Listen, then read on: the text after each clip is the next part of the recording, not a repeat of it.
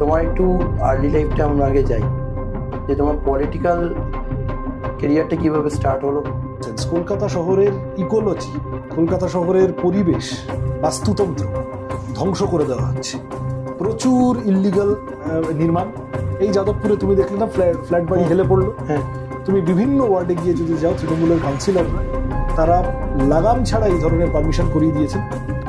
মমতা ব্যানার্জি তাজমহলও বানিয়েছে, মমতা ব্যানার্জি টাইটানিক চালাচ্ছে, মমতা ব্যানার্জি কপিল দেব নয়, ওটা আসলে 83 সালে মমতা ব্যানার্জি বিশ্বকাপ জিতেছে। ওটা সমস্যা না, সেটা তুমি যে যাই বলবে, শোলেতে মমতা ব্যানার্জি অ্যাক্টিং করেছে, ওটা তোমরা জানো না, সেটা তোমাদের লক্ষ্মীর ভান্ডার দিয়েছে, সেটা তো কাজ। এটাও গুরুত্বপূর্ণ, আমি নিন্দা করব না, গুরুত্বপূর্ণ। ক্যাশ ট্রান্সফার সব মিলিয়ে যখন অর্থনীতির অবস্থা খারাপ, চাকরি নেই, জিনিসের দাম বাড়ছে, তো সেই সময় যদি কোনো সরকার মনে করে যে আমি কিছু মানুষকে রিলিফ দেবো, 500 টাকা 1000 টাকা রিলিফ দেবো, অনেক সরকারই এখন করে, তো ঠিক আছে, অসুবিধা নেই। বামপন্থীরাও তো বিধবা ভাতা, বার্ধক্য ভাতা এসব করেছে, 2 টাকা কেজি ধরে চাল, মেয়েদের সাইকেল দেওয়া, এগুলো সব বুদ্ধবাবুর আমলে। অপারেশন সিন্দুর হলো, সেটা নিয়ে অনেক রকম কথা হলো। তারপর বেশ কিছুদিন পরে এমনভাবে এদেরকে মেরে ফেলেছি বলে সামনে দেখা গেল কোনো ইন্টারন্যাশনাল মিডিয়াতে এখনো অব্দি এটা রেকগনাইজ নয় যে ওই যে জঙ্গিদের মেরেছি বলে যা বলছে তারা। ফুটেজ ক্লিপস কোথায় দেখেছো? পশ্চিমবঙ্গের মিডিয়া সেদিন রাত্রে, পশ্চিমবঙ্গ কেন, ইন্ডিয়ান মিডিয়া সেদিন রাত্রে মোটামুটি করাচি, ইসলামাবাদ সব ধ্বংস করিয়ে দিয়েছিল। পরদিন সকালে উঠে দেখা গেল সবই এক জায়গায় আছে। থ্যাংক ইউ আসার জন্য। অনেকদিন ধরে তোমাকে অ্যাপ্রোচ করে করে করে টাইমটা বের করলে ফাইনালি। কেমন আছো? আছি, ভালো আছি। বিজয়ের শুভেচ্ছা নিও তোমরা। তোমাকে শুভ বিজয়। তো আমরা মেইন কোশ্চেন্সে যাওয়ার আগে তোমার একটু আর্লি লাইফটা আমরা আগে যাই, যে তোমার পলিটিক্যাল ক্যারিয়ারটা কিভাবে স্টার্ট হলো, সেটা যদি আমাদের একটু বলো স্টার্টিং। প্রথম তো আমি এটাকে কেরিয়ার বলবো না, কেরিয়ার কথাটার সাথে একটা রোজগার করতে আসার প্রশ্ন মনে হয়। So I don't think political life I would like to put it. আমাকে কেউ জিজ্ঞাসা করলে আমি পলিটিশিয়ান শব্দটাও খুব যে একটা চেষ্টা করি পলিটিক্যাল অ্যাক্টিভিস্ট বলতে। আমি বামপন্থী পরিবারে জন্ম আমার, এবং স্কুল লাইফ থেকেই একটা আগ্রহ তৈরি হয়েছিল সামহাও। সেই পড়াশোনার আবহ খানিকটা বাড়ি বা আশপাশের মধ্যে ছিল। তারপরে আমরা যখন একটু বড় হচ্ছি সেই সময়টা লেফট ফ্রন্ট গভর্নমেন্ট চলে যাচ্ছে, আর তখন তৃণমূল আসছে, মানে পশ্চিমবঙ্গের রাজনীতিতে খুব টালমাটাল একটা পিরিয়ড।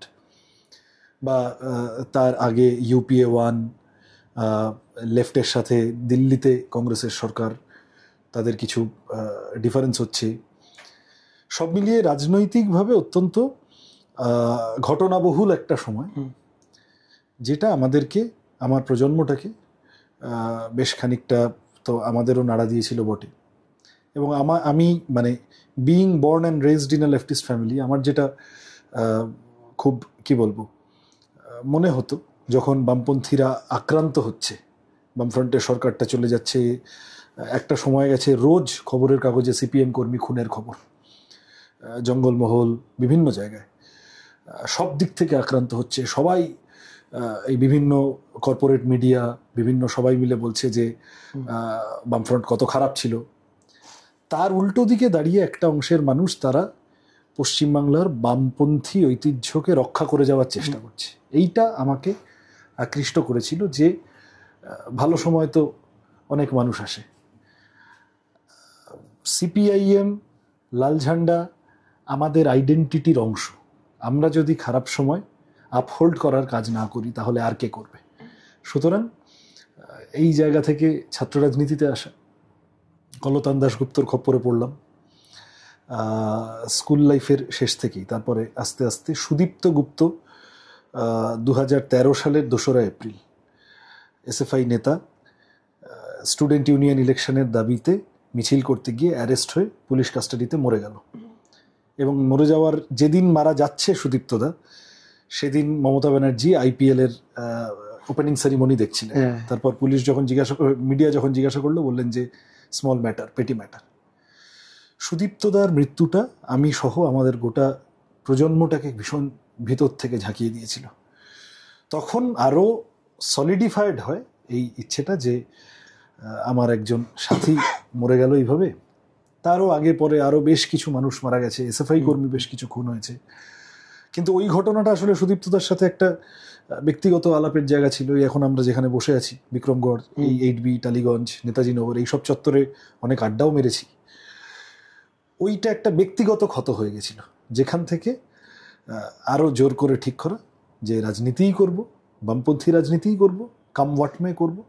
এবং এটা একা আমার গল্প না, আমার ধারণা এরকম শয়ে শয়ে আমাদের বয়সী বামপন্থী ছেলে মেয়ে আছে যারা মোরললেস তোমাকে এই গল্পটাই বলবে। তো এটা তো তোমার গেল early life to politics journey. এবার আসি আমরা তোমার অ্যাজ আ এমএলএ হিসাবে দাঁড়ানো। যাদবপুরেই তোমার মেইন আমাদের ইয়েটা দাঁড়িয়েছিলাম সিঙ্গুরে, বিধানসভা ভোটটা একবার। হ্যাঁ, তারপর তো তুমি যাদবপুর, লোকসভা ভোটে যাদবপুরে। তো সিঙ্গুর টু যাদবপুর, সিঙ্গুরে তুমি কি কি, সিঙ্গুর নিয়ে যদি আমরা কিছু বলি, এখন অনেক কিছুই বলা যাবে সিঙ্গুর নিয়ে, কিন্তু ওখানে সিঙ্গুরের যেই তুমি পলিটিক্সটা ওখানে দেখছিলে, ওখানে সিঙ্গুরে তো আমাদের জানি যে টাটার অনেক কিছু কেস ছিল, সেসব নিয়ে আমরা একটু পরে আসবো। তো ওখানের কারেন্ট পলিটিক্যাল সিনারিও কি রয়েছে তুমি যখন ছিলে, আমরা যাদবপুর তো আসবো না। দেখো, আমার বাড়ি যাদবপুরে। আমাকে সেই সময় পার্টি বলল যে সিঙ্গুরে লড়তে যেতে হবে, এবং তরুণ প্রজন্মের কাছে আমরা বামপন্থীরা যে কাজের কথা বলছি, যে চাকরির সুযোগ তৈরি করার কথা বলছি, সেটা ভালো করে বলতে হবে। ওয়েস্ট বেঙ্গলের হলোটা কি, ওয়েস্ট বেঙ্গলে বামফ্রন্ট এই যে ভূমি সংস্কার, ল্যান্ড রিফর্মস, গোটা দেশের 3% ল্যান্ড হচ্ছে ওয়েস্ট বেঙ্গল, কিন্তু গোটা দেশে ভূমি সংস্কার হওয়া জমির 22% হচ্ছে ওয়েস্ট বেঙ্গল, সেটা জ্যোতি বসু। এবং এই যে ল্যান্ড ছোট ছোট জোত বর্গাদারদের হাতে, বর্গা রেকর্ড করা, পাট্টা দেওয়া, গরিব মানুষের হাতে তুলে দেওয়া, এবং তারপরে তারা নিজেদের মতো করে সেই জমিতে চাষ করে তারা স্বাবলম্বী হচ্ছে। তার আগে, বামফ্রন্ট আসার আগে তো পশ্চিমবঙ্গের বিশেষত গ্রাম বাংলার অবস্থা ভয়ানক ছিল। এইটা গোটা পৃথিবীর কাছে একটা উদাহরণ হিসেবে, আমাদের দেশে তো বটেই, ভবিষ্যৎ মানে তারপরে প্রচুর গবেষণা হয়েছে। এখন কথা হচ্ছে যে এই যে ভূমি সংস্কার হলো 7-এর দশক, 8-এর দশক, 9-এর দশক, একটা জেনারেশন এর থেকে উপকৃত হলো। এর মধ্যে খানিকটা জনসংখ্যাও বেড়েছে স্বাভাবিক নিয়মে। পরের জেনারেশনটা কি করবে? পরের জেনারেশনটাকে শুধু কৃষিকাজে আমরা একটা সময় স্যাচুরেশন পয়েন্টে পৌঁছে গেছিলাম। ওয়েস্ট বেঙ্গল লেফট, বামপন্থীদের ওয়েস্ট বেঙ্গল মাছ চাষ, সবজি চাষ, আলু চাষ, ধান চাষ, সমস্ত ক্ষেত্রে ভারতে 1 নম্বর হয়ে গিয়েছিল। পরের জেনারেশনটাও কি শুধু কৃষি করবে? তাকে আরেকটা তার জন্য আরও অন্য অন্য কাজের জায়গা খুঁজতে হবে, অন্য কাজের অ্যাভিনিউ খুঁজতে হবে। যে জায়গা থেকে এই শিল্পায়নের ধারণা, যেটা 90s-এর মাঝামাঝি থেকেই শুরু হলো, বুদ্ধদেব ভট্টাচার্যর বিখ্যাত স্লোগান ছিল, কৃষি আমাদের ভিত্তি, শিল্প আমাদের ভবিষ্যৎ।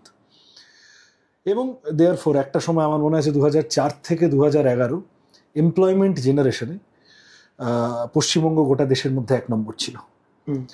এই যে সব বাজারে গুজরাট মডেল ফডেল বলা হয়, এরা ধারে কাছে ছিল না। তো সেই পরিকল্পনার অংশ হিসেবে সিঙ্গুর এবং অন্যান্য আরও বেশ কিছু, কাটোয়া, শালবনী, নন্দীগ্রামটা নিয়ে বিতর্ক হলো। সেই যে একটা অভিমুখ তৈরি হচ্ছিল যে নতুন প্রজন্ম, এক্সেস পপুলেশনটা ওয়েস্ট বেঙ্গলে কাজ পাবে, তাদেরকে কাজের জন্য অন্য রাজ্যে চলে যেতে হবে না। তারা যারা একটু বেশি পড়াশোনা করেছে, তারা ব্যাঙ্গালোর বা নয়ডা বা ওই হায়দ্রাবাদ বা ইলেকট্রনিক সিটি যেতে হবে না। আর যারা একটু কম পয়সায় পড়াশোনা করেছে, তাদেরও এখন তুমি দেখছো বিভিন্ন রাজ্যে গিয়ে বাংলায় ভাষায় কথা বলার জন্য পরিযায়ী শ্রমিক হিসেবে মারধর খেতে হচ্ছে। তাহলে তাদের ক্ষেত্রেও এখানে কাজের সুযোগ যাতে তৈরি করা যায়, this was the whole idea. এবার সেইটা গন্ডগোল হয়ে গেল। মমতা ব্যানার্জি একটা ধ্বংসাত্মক আন্দোলন করে ফেললেন। ওই 1000 একরে আজ অব্দি কিছু হয়নি। তখন ওই জমিটা যেমন রয়েছে এখনো একদম একই রকম আছে। কাশফুল প্রচুর হয়েছে, প্রচুর সাপ খেলে, বড় বড় ঘাস, কোনো কাজে লাগেনি। যে জমিদাতাদের জমি ফিরিয়ে দেওয়ার কথাও একটা বলা হলো মাঝখানে, সেটাও কিছু হলো না। অকারণে একটা জমি, একটা প্রকল্প, একটা স্বপ্ন ওয়েস্টেড হলো। আমি বলছি না যে একটা বেসরকারি কারখানা হলে গোটা বাংলার সমস্ত হালচাল পাল্টে যেত, তা না। শুরু তো হতো একটা কিছু। পয়েন্টটা হচ্ছে যে এই কথাটা সিঙ্গুরের মানুষ কিন্তু মর্মে উপলব্ধি করেন। আমার যেটা অভিজ্ঞতা হয়েছিল যে এমনি একটা বর্ধিষ্ণু গ্রামীণ অঞ্চল, সেখানে কৃষির যথেষ্ট ভূমিকা আছে এবং সব মিলিয়ে রুরাল ইকোনমি যেরকম হয়, সব যে একটা ওই কারখানাটার উপর গোটা, তার বাইরে সিঙ্গুরে কোনো ইস্যু নেই তা নয়। কিন্তু এইটা সকলে বোঝে যে সিঙ্গুর সহ গোটা ওই চত্বর করিডোর, এই যে তুমি কলকাতা থেকে বর্ধমান যাওয়ার পথে রাস্তার ডান দিক বাদিক যা দেখো, পুরো পাল্টে যেত যদি পাইলট প্রজেক্ট হিসেবে ওইটা এবং তাকে ফলো করে আরো হয়ে যেত। এইটা সিঙ্গুরের মানুষ এখন ভোট বিভিন্ন কারণে একটা বাইনারি তৈরি হয়েছে, প্রচুর টাকা পয়সা খরচা করে এটা মানুষকে বোঝানো হয়েছে মিডিয়ার মাধ্যমেও খানিকটা, যে তৃণমূল ছাড়া বিজেপি, বিজেপি ছাড়া তৃণমূল, এর বাইরে আর কোনো বাকিরা কেউ জিততে পারবে না। এমন নয় যে বাকিরা নেই, কিন্তু আমাকে তো এখনো অনেকে বলে যে তোমরা ভালো সবই, কিন্তু তোমরা তো এক্ষুনি জিততে পারবে না, তাই আমরা বিজেপিকে ভোটটা দিচ্ছি বা তাই আমরা তৃণমূলকে ভোটটা দিচ্ছি। সেটা অন্য বিতর্ক। কিন্তু আমার যেটা উপলব্ধি হয়েছিল যে সিঙ্গুরের মানুষ এইটা ভীষণভাবে বোঝেন যে তাদেরকে ঠকিয়ে দেওয়া হয়েছে। সেই অভিজ্ঞতাটা নিয়ে আমি যখন পরে ছাত্র যুব রাজনীতি বলো, ছাত্র রাজনীতি মূলত তরুণ প্রজন্মের কাছে অন্য অনেক কথা বলা, অন্যান্য বিষয়, বা পরে যখন যাদবপুরেও ভোটে দাঁড়ালাম, খানিকটা তো সাহায্য করেছিল বটেই। আচ্ছা, তো এবার আসি আমাদের যাদবপুরের ইসে। তুমি currently as a Jadavpur MLA হিসেবে রয়েছো, সো 26-এ যদি তোমরা আসো, যাদবপুরটাকে মেইনলি তোমরা কিভাবে আরো ডেভেলপমেন্ট করার দেখছো? কিভাবে যাদবপুরটাকে তোমরা স্পেসিফিক্যালি কিভাবে দেখছো? যাদবপুর, কারণ ওটা আমরা বুঝি ওটা সিপিএম এর মেইন একটা জায়গা। দেখো, যেটা ছোটবেলা থেকে দেখে এসেছি, মানে এই সাইডটা টলিগঞ্জ, ওটা টলিগঞ্জ ও যাদবপুর, ওটা সিপিএম এর জায়গা আমরা মনে করি। তো ওটাকে কিভাবে দেখছি? না, তার একটা ইতিহাস আছে। উদ্বাস্তু আন্দোলন, 47-এর পরে এই যে সব চলে আসা দেশভাগের সময়টা, আগে পরে কলোনি বিভিন্ন, এখানে বেশ কিছু কারখানা ছিল, শ্রমিক আন্দোলনের কিছু প্রভাব ছিল। তো সব মিলিয়ে যাদবপুর তো অবশ্যই লেফট মুভমেন্টের একটা উর্বর ঐতিহাসিক জমি, যাদবপুর, টালিগঞ্জ, এইসব গোটা চত্বর। তার ইতিহাসটা বুকে যাদবপুরে এখনো অসংখ্য পরিবার সেই ইতিহাসটা বয়। কিন্তু পরে 2-3টে জেনারেশন চেঞ্জ করেছে, প্রচুর নতুন মানুষ এসে ঢুকেছে, এখনো ক্রমাগত এই যে ফ্ল্যাট বাড়িগুলো হচ্ছে, নতুন লোক এসে আসছে, সুতরাং ডেমোগ্রাফিটা পাল্টাতে পাল্টাতে যায়। আমি ওইভাবে কোনো জায়গার ক্ষেত্রেই বলবো না যাদবপুর বলে নয় যে এইটা অমুকের সম্পত্তি, ওই অমুক জায়গাটা হচ্ছে যে আমাদের, বা তমুক জায়গাটা ওদের। ভোটাররা ওইভাবে কারুর হন না। ভোটারদের কাছে নিজের কথাটা যদি কনভিনসিংলি বলা যায়, তারপরে বাকিটা তো জনতা জনার্দন, আর প্রোভাইডেড ভোটটা ঠিক মতো হতে হবে। যাদবপুর, আমি এইটুকু বলতে পারি, যাদবপুর আমাদের কাছে অত্যন্ত গুরুত্বপূর্ণ। তার কারণ হচ্ছে, এক, তুমি যেটা বললে, যাদবপুরের একটা দীর্ঘ বামপন্থীদের সাথে থাকার ইতিহাস আছে, বামপন্থীদের পাশে খুব স্ট্রংলি দাঁড়ানোর ইতিহাস আছে, যে কারণে এখন বিজেপি আরএসএস তারাও যাদবপুরকে স্পেসিফিক্যালি টার্গেট করেছে। যাদবপুরের এই যে ওপাশ থেকে চলে আসা উদ্বাস্তু হিন্দু বাঙালি পরিবারগুলোকে তারা এই দেশভাগের ক্ষত উস্কে দেওয়ার চেষ্টা করছে, তারা বিভিন্ন রকম সাম্প্রদায়িক কথা বলার চেষ্টা করছে, এবং তৃণমূলেরও যথেষ্ট হাওয়া দেওয়ার মতো ব্যাপার আছে তাতে। এই যে তৃণমূলের যাদবপুরের এখন যিনি এমএলএ, ভদ্রলোক, তো পুরনো আরএসএস এর লোক, সুতরাং যাদবপুরে তৃণমূল আর আরএসএসটা মিলেমিশে থাকে, বিজেপি তৃণমূল মুখে যাই বলুক না কেন। কারণ ওরা জানে যে যাদবপুরটা বামপন্থীদের একটা শক্তিশালী জায়গা, আর যাদবপুরে বামপন্থীদের আটকাতে গেলে মুখে যাই বলি না কেন আসলে তৃণমূল বিজেপি একসাথে কাজ করতে হবে। তো সুতরাং সেইটা একটা চ্যালেঞ্জ ঠিকই। যাদবপুর একটা বড় সময় অত্যন্ত গুরুত্বপূর্ণ রাজনীতিবিদরা তারা যাদবপুর থেকে ইলেক্টেড হয়েছে বিভিন্ন সময়। সেটা তুমি যদি লোকসভাও ধরো, সোমনাথ চ্যাটার্জি, মালিনী ভট্টাচার্য, সুজন চক্রবর্তীরা, বা ইভেন মমতা ব্যানার্জিও একবার যাদবপুর থেকে ভোটে জিতেছিলেন, হেরেওছেন একবার যাদবপুর থেকে। বিধানসভার ক্ষেত্রে দীর্ঘদিন বুদ্ধদেব ভট্টাচার্যের সিট ছিল। তো সুতরাং সেই লেগাসিটা আছে। যাদবপুরের স্পেসিফিক কিছু এখন কতগুলো সমস্যা ডেভেলপ করছে, পানীয় জল বেশ কিছু জায়গায়, এই যে 2 দিন আগে বৃষ্টি হলো, দেখলে জলের অবস্থা কি হয়েছে, বিভিন্ন জায়গায় জল জমেছে এবং কতগুলো অনুন্নত পকেট। একদম আমি তোমাকে ওয়ার্ড ধরে ধরে বলতে পারি। না, কিন্তু জল জমাটা তো অনেক আগেও যারা ছিল তাদের আমল থেকেই তো রয়েছে, এটা তো জমতো ব্রিটিশ আমলের সিওয়েজ সিস্টেম আমাদের কলকাতা শহরের। সেটা বিকাশ ভট্টাচার্য যখন মেয়র তিনি সেটা ঠিক করলেন। ইটের সব ইয়ে ছিল আর কি, ওটাকে কি বলে, টানেল। তো সেটা বিকাশ ভট্টাচার্য ঠিক করার জন্য হাত দিলেন এবং বেশ খানিকটা এগোলেন। বিকাশ দা মেয়র হিসেবে কিন্তু কতগুলো অত্যন্ত গুরুত্বপূর্ণ কাজ নীরবে করে গেছেন। আমরা এখন আমাদের এক এক সময় মনে হয় যে আমাদের যারা মন্ত্রী, মেয়র, এমএলএ, এমপি ছিলেন তারা তো ঠিক আত্মপ্রচারে খুব একটা মন দেননি। আমি অমুক করেছি, আমি তমুক করেছি বেশি বলতেন না, বিজ্ঞাপন করতেন না। এদের যেমন মানে আটানার পুঁইশাক, তার আবার ক্যাশ মেমোটা এত বড়। কিন্তু এই ধরনের বেশ কিছু কাজ করে গেছিলেন, যেটা আবার পরে তৃণমূল আসার পর আবার খানিকটা আটকে গেল, ঘেটে গেল। এবং এখন এই মুহূর্তে একদিকে তুমি দেখবে তৃণমূলের আমলে কলকাতা শহর, তুমি যেহেতু প্রশ্নটা করলে, কত পুকুর বোঝানো হচ্ছে। না, আমাদের তো মাননীয় বলেছিলেন যে পাটনার জল খুলে দেওয়া হয়েছিল, তাই জন্য এই জল জমে গেছে। এই মহলার দুদিন আগেরই উনি এক সময় সমস্ত কিছুর জন্য সিপিএম কে দোষ দিতেন। এখন সিপিএম কে বোধহয় কখনো কখনো মনে হচ্ছে যে এই ব্যাপারে সিপিএম কে দোষ দিলে বাড়াবাড়ি হয়ে যাবে। তাও এবারেও তৃণমূলের লোকেরা বলেছে এই বৃষ্টির পরেও যে বাম আমলে অমুক হয়েছিল, তমুক হয়েছিল। এখন ওই জন্য নতুন নতুন শত্রু খুঁজছেন। এখন ডিভিসি কে ধরেছেন, পাটনাকে ধরেছেন ইত্যাদি। This is common sense. Kolkata শহরের ইকোলজি, কলকাতা শহরের পরিবেশ, বাস্তুতন্ত্র ধ্বংস করে দেওয়া হচ্ছে। প্রচুর ইল্লিগাল নির্মাণ। এই যাদবপুরে তুমি দেখলে না, ফ্ল্যাট বাড়ি হেলে পড়লো। তুমি বিভিন্ন ওয়ার্ডে গিয়ে যদি যাও, তৃণমূলের কাউন্সিলররা তারা লাগাম ছাড়া এই ধরনের পারমিশন করিয়ে দিয়েছেন টাকা পয়সার বিনিময়ে। এখন রুলসও তো আসছে যে এই মানে এতটা অবধি মাপ না থাকলে করা যাবে না। রুলস এইসব আসতে পারে, শোনো, সব লিখিতভাবে যে রুলই থাকুক না কেন, তৃণমূল আছে আর তৃণমূল রুলের ফাঁক বলে টাকা খাবে না, এটা হতে পারে না। সুতরাং তৃণমূল যতদিন থাকবে নিয়মও থাকবে, নিয়ম ভাঙার নতুন নতুন কৃতকৌশলও আবিষ্কৃত হবে।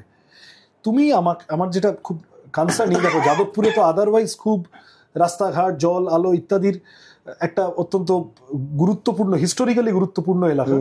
এই সমস্যা তো এখন খুব থাকার কথা নয়। কলকাতা শহরের একদম উপকণ্ঠে একটা গুরুত্বপূর্ণ এলাকা, একটা বিশ্ববিখ্যাত ইউনিভার্সিটি আছে ইত্যাদি ইত্যাদি। কিন্তু যাদবপুরের খুব গুরুত্বপূর্ণ যেটা সমস্যা হতে চলেছে, যে যাদবপুরের পরিবেশ, পারিপার্শ্বিক বাস্তুতন্ত্র, এই যে এত ইললিগাল ফ্ল্যাট, এই যে এত পুকুর বোঝানো হচ্ছে, ইললিগাল ফ্ল্যাট ব্যাপারটা তো অনেক 50-60 বছর ধরে চলে আসছে। 50-60 বছর ধরে এইভাবে চলছে। তুমি আমাকে বলো না সিপিএম আমলে এইভাবে ফ্ল্যাট বাড়ি হেলে পড়েছিল আর মেয়র এসে পিঠ বাঁচানোর জন্য কাউন্সিলরকে দোষ দিয়ে গেছেন, এটা সিপিএম আমলে তোমার মনে পড়ছে? যে কোনো কিছুই 50-60 বছর ধরে চলছে বলে চালিয়ে দেওয়া যায়, কিন্তু দুর্নীতিও 50-60 বছর কেন, দুর্নীতি 1000 বছর ধরে চলছে। দুর্নীতি তো সব জায়গাতেই আছে, কিন্তু কম বেশি তো সব জায়গাতেই আছে। কিন্তু পশ্চিমবঙ্গের শিক্ষামন্ত্রীকে এত বছরে তুমি কোনোদিন জেলে যেতে দেখেছো? না। তার মানে 4টে দুর্নীতিগ্রস্ত লোক, 4টে ইল্লিগাল ফ্ল্যাট বানানোর লোক, 4টে ঘুষ দিয়ে কাজ করানোর লোক সব আমলেই থাকে। বা এটা বলা যেতে পারে কেউ ধরা পড়েছে, কেউ ধরা পড়েনি। এটাও একটা, আমার মনে হয় না তা। আমার মনে হয় যে তৃণমূল কংগ্রেস দুর্নীতিকে যেভাবে সরকারি ব্যবস্থার অংশ করে ফেলেছে, সেটা এর আগে কোনোদিন হয়নি। আমি সিপিএম, আমি সরকার চালাই, আমার চারপাশে 5টে বাজে লোক ঢুকে গেল, তারা আমার আশপাশে ঘুরলো, আমাকে ব্যবহার করে তাদের দু পয়সা কামানোর ইচ্ছে, এটা যুগে যুগে হয়ে এসেছে। সিপিএম আমলেও বেশ কিছু এই ধরনের লোক জুটে গেছিল, কিন্তু এই বাজে লোকগুলো সিস্টেমের মাঝখানে চলে এসেছে এবং তারাই সিস্টেমটা চালাচ্ছে। এইটা যদি হয়ে যায়, তখন এই পরিমাণ দুর্নীতি হয়, তখন এই পরিমাণ ইল্লিগাল কনস্ট্রাকশন হয়, তখন এই পরিমাণ পুকুর ভরাট করা হয়, তখন এই পরিমাণ বিভিন্ন রকমের এই যা যা তুমি দেখছো, গোটা তুমি আমাকে যেটা স্পেসিফিক্যালি জিজ্ঞাসা করলে, যে পানীয় জল বলো, রাস্তা বলো, আলো বলো, এবং হচ্ছে যে এই যে জল জমার সমস্যা বলো, এই প্রতিটির ক্ষেত্রে তুমি যদি ভিতরে যাও, 1 নম্বর তুমি দেখবে প্রপার স্টাফ নেই, রিক্রুটমেন্টের অবস্থা খারাপ। 2 তুমি দেখবে যে পরিকাঠামোর অবস্থা ভয়ানক। পরিকাঠামো উন্নয়নে সরকার, কর্পোরেশন, বিভিন্ন বডিগুলো তারা কোনো খরচাপাতি করে না। 3 নম্বর তুমি দেখবে এই যে সরকারি নজরদারি কম পরিকাঠামো ইত্যাদিতে, ওইখানে বিভিন্ন প্রাইভেট প্লেয়ার ওখানে গিয়ে ঢুকে আছে এবং তারা তাদের মতো করে মাল কামানোর জায়গা হিসেবে এই সরকার, প্রশাসন, কর্পোরেশন, থানা এগুলোকে ব্যবহার করছে। কোনো কোনো সময় প্রশাসনের লোকেরা এদের সাথে যুক্ত এটার সাথে। এবং এই সবের ফলে যেটা হচ্ছে আলটিমেটলি যে আমাদের আশপাশটা, চারপাশটা, তুমি আমাকে বলো তো, তুমি খুব আজকাল চড়াই পাখি দেখতে পাও? খুব একটা নয়। কেন পাও না? তোমার ছোটবেলা পেতে তো। হ্যাঁ। কেন আজকাল যাদবপুরে বসে তুমি খুব বেশি চড়াই পাখি দেখতে পাও না? কখনো মনে প্রশ্ন হয় না? পরিবেশে দূষণের ব্যাপারে। তার মানে আমাদের আশপাশটায় সাইলেন্টলি এমন কিছু পরিবর্তন হয়ে চলেছে যেটা মনোযোগী হওয়া উচিত, সরকারের মনোযোগী হওয়া উচিত। এই যে আমাদের যাদবপুর, তুমি যদি এবার বাইপাসের ধার ধরে চলে যাও, ভাঙড় গা ধরে East Calcutta wetland, Ramsar site, এটা সংরক্ষিত এলাকা হওয়া উচিত। এবং বেসিক্যালি কলকাতার ফুসফুস, ময়দানকে বলা হয় কলকাতার ফুসফুস, সেই রকমই আরেকটি কলকাতার নিঃশ্বাস নেওয়ার একটা বড় জায়গা হচ্ছে এই গোটা চত্বরের মানুষের হচ্ছে ইস্ট ক্যালকাটা ওয়েটল্যান্ড। সেখানে যেভাবে জলাজমি বুঝিয়ে, ভেড়ি খাড়ি বুঝিয়ে যেভাবে সে মাটি লুট হচ্ছে, অনেক সময় বড় কমপ্লেক্স বানানোর জন্য লাগিয়ে দেওয়া হচ্ছে। মাটির চেহারাটা কি? আমরা পশ্চিমবঙ্গ, আমরা কলকাতা শহর, আমরা নদীর পলিমাটিতে বড় হওয়া, মানে তার পাশে তৈরি হওয়া শহর, গঙ্গা নদীর পাশে। আমরা মহারাষ্ট্র বা সাউথ ইন্ডিয়ার মতো ভলক্যানিক জমিতে বড় হওয়া এ নয়। আমরা এই যে আমাদের মাটি কি নিতে পারবে? যে পরিমাণ আমরা উঁচু উঁচু বাড়ি বানিয়ে চলেছি, সব তো স্যাংশন করে দিচ্ছে টাকা খাইয়ে, কিন্তু এইটা আমাদের এই যে নরম জমি, আমরা কি নেওয়ার জায়গায় আছি? এই যে মেট্রোটা করতে গিয়ে দেখলে না কলকাতায় চিট ধরে গেল বিভিন্ন বাড়িতে, মনে আছে? এইখানে যখন সাউথ সিটি তৈরি হচ্ছিল তখন আশপাশের বেশ কিছু বাড়ি থেকে এই ধরনের কিছু অভিযোগ এসেছিল। তার মানে হচ্ছে সামগ্রিকভাবে যেটা তৃণমূল আমলে আরো বেড়েছে, লেফটের আমলে এই জায়গাগুলো সম্পর্কে একটা সংবেদনশীলতা ছিল, দেখার চেষ্টা হতো। উন্নয়ন করতেই হবে, এ নিয়ে কোনো সংশয় নেই, কিন্তু উন্নয়ন যাতে সামগ্রিক পরিবেশকে অগ্রাহ্য না করে হয়, তৃণমূল এসে সেইগুলো ঘেঁটে দিয়েছে। যেখানে তৃণমূল টাকা পাবে, তৃণমূলকে টাকা দিলে তৃণমূল বাঘের দুধ এনে দেবে তোমাকে, সেই করতে গিয়ে যা মানে যা সর্বনাশ হওয়ার আশপাশের হচ্ছে। কিন্তু এটা শুধু তৃণমূল বলে নয়, এ তো আজকে যদি কোনো পার্টি আসে কম বেশি তারাও এটা চলবে তাদের মধ্যে। আমার মনে হয় না। আমি সবার দায়িত্ব নিতে পারবো না। আমরা বামপন্থীরা যদি আসি, আমরা অত্যন্ত দায়িত্ব নিয়ে পরিবেশ, বাস্তুতন্ত্র রক্ষা করে উন্নয়নের প্রশ্নটাকে জোর দেব। যে ছেলেগুলো, যেটা 35 বছরে হয়নি একসময়, নাকি যেটা 35 বছরে হয়েছে বলেই 35 বছরে এই যে সমস্যাগুলো এখন আমরা আলোচনা করছি, এই সমস্যাগুলো আলোচনা করতে হয়নি। 35 বছরে তোমাদের অভিযোগ ছিল ইংরেজি তুলে দিয়েছে, 35 বছরে অভিযোগ ছিল, 35 বছরে পশ্চিমবঙ্গে কাজ ছিল না।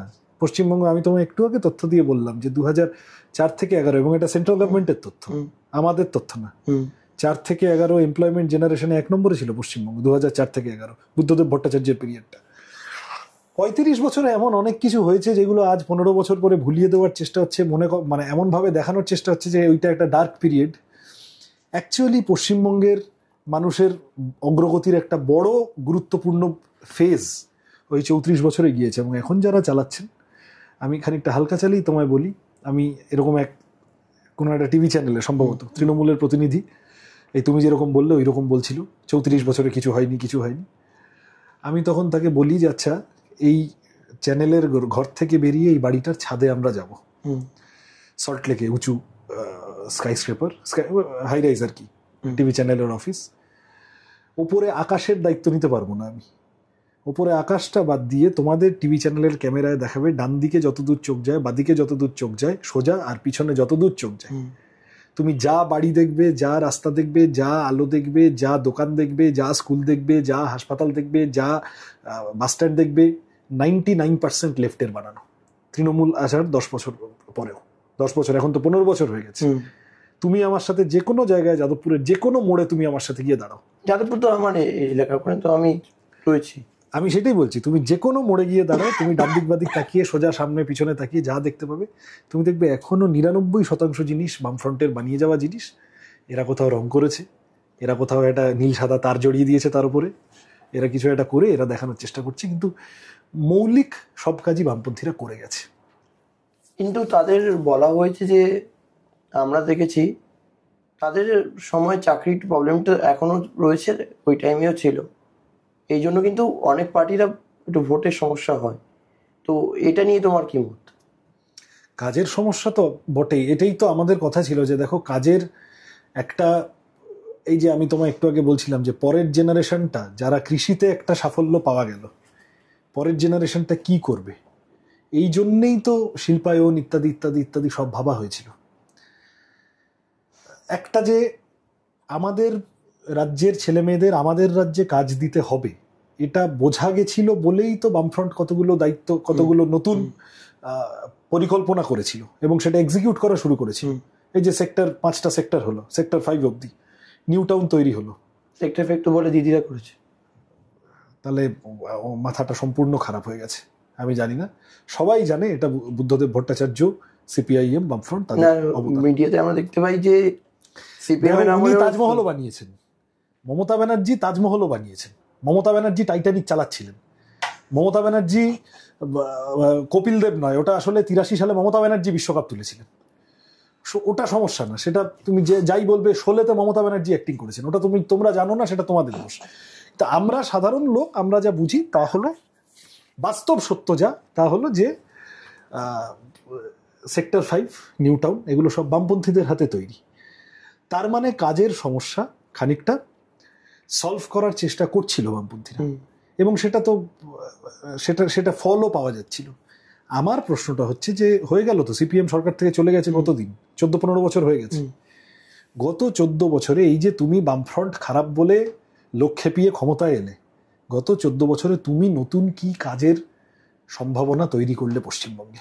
লক্ষ্মীর ভান্ডার দিয়েছে, সে তো কাজ নয়, এটাও গুরুত্বপূর্ণ, আমি নিন্দা করব না, গুরুত্বপূর্ণ। ক্যাশ ট্রান্সফার সব মিলিয়ে যখন অর্থনীতির অবস্থা খারাপ, চাকরি নেই, জিনিসের দাম বাড়ছে, তো সেই সময় যদি কোনো সরকার মনে করে যে আমি কিছু মানুষকে রিলিফ দেবো, 500 টাকা 1000 টাকা অমুক দেবো, অনেক সরকারই এখন করে, তো ঠিক আছে, অসুবিধা নেই। বামপন্থীরাও তো বিধবা ভাতা, বার্ধক্য ভাতা এইসব করেছিলেন, 2 টাকা কেজি দরে চাল, মেয়েদের সাইকেল দেওয়া, এগুলো সব বুদ্ধবাবুর আমলের প্রকল্প।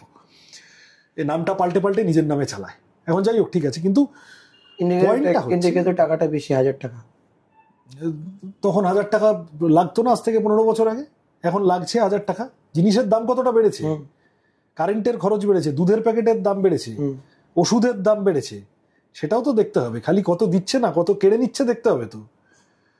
সুতরাং কথা হচ্ছে যে এই যা দিচ্ছে, প্রবলেমটা হলো যে 1 নম্বর, আমরা কোনোদিন যদি সরকারে আসি, আইডিয়ালি আমরাও এই ধরনের সামাজিক প্রকল্প, ক্যাশ ট্রান্সফার ইত্যাদি আমরা করব মানুষের জন্য, আগেও করেছি, ভবিষ্যতেও করবে।